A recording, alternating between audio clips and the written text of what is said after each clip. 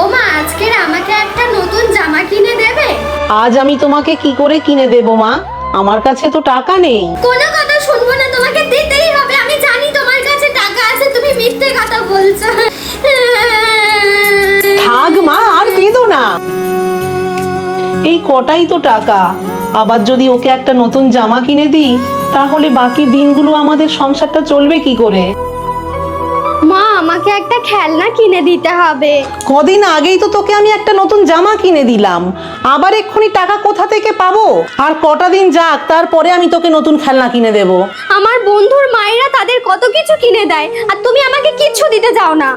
একটা কথাও বলবি না, চুপ কর। তোর কথা ছাড়া আমি নিজের জন্য কোনোদিন কিচ্ছু ভাবিনি। সাধ্যমতো চেষ্টা করি তোর সব শখ শান্তি পূরণ করা। বেশি দিয়ে দিয়ে না তোর লোভ বেড়ে গেছে। কেঁদো না মা, আমি তোমার কাছে আর কোনোদিন কিচ্ছু চাইবো না। সরি।